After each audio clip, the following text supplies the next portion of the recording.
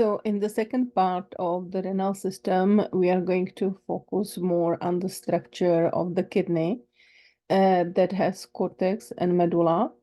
And then we will introduce the functional unit of kidneys, which is called nephron. And we will also look at unique aspects of blood flow through the kidneys. So here we see a diagram of kidney again, the bean-shaped organ that has the ureter going on, and on top of this, the organ is adrenal gland. And here you see the coronal section where you can appreciate the existence of cortex and then medulla. And medulla has these pyramidal structures with papilla at the end. And you will soon see how the nephron is related to it. Now, from the papilla is coming the already transformed filtered fluid, and basically urine, that is now going through these calyces into renal pelvis, into ureter and bladder. And in this picture, you see histological structure. You can definitely appreciate the existence of cortex and medulla in this picture. So what is the role of kidney?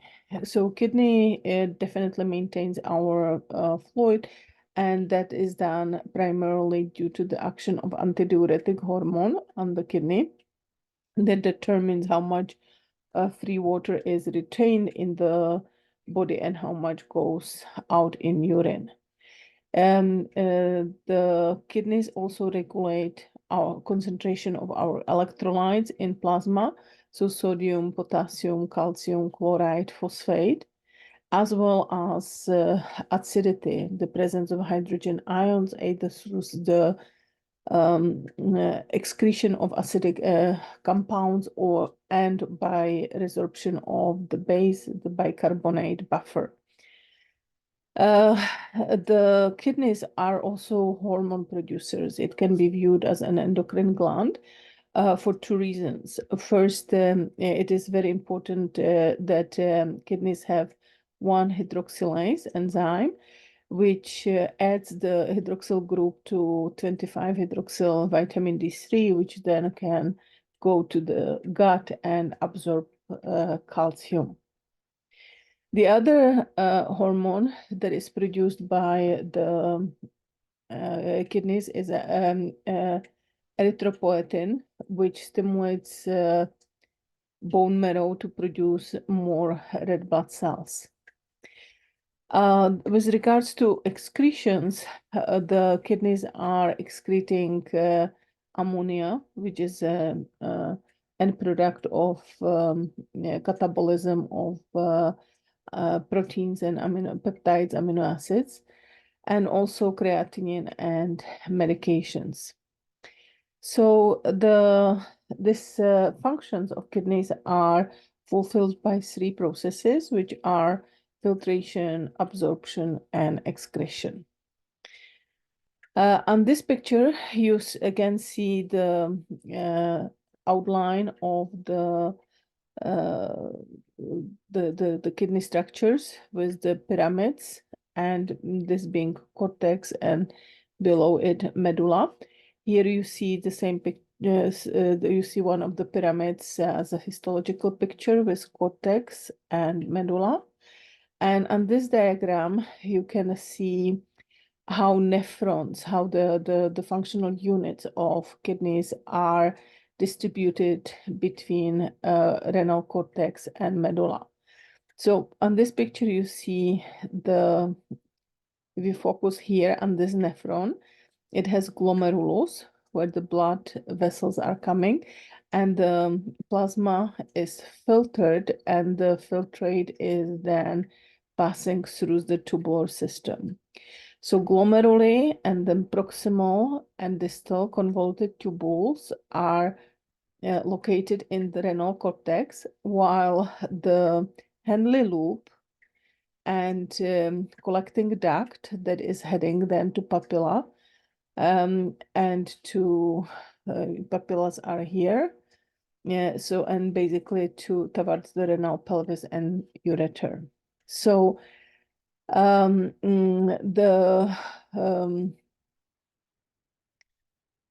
will become more clearer later why it's important that Henle loop and collecting duct are passing through medulla.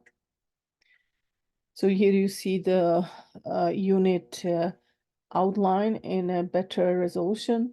So here you see the glomerulus and afferent arteriole that is giving rise to the glomerular capillaris and efferent glomerular arteriole. And in this capillaris here, the fluid is being filtered into Bowman space.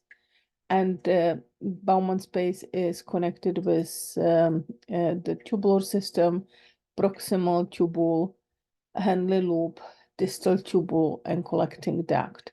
And if we were drawing where is the cortex, cortex would be about here, and below would be medulla.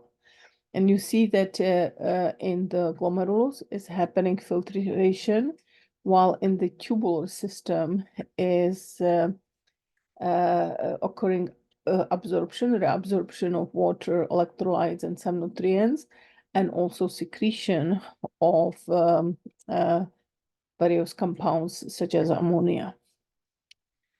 So in order for kidneys to fulfill their function, it's very important to touch on the blood supply and how the blood supply is organized.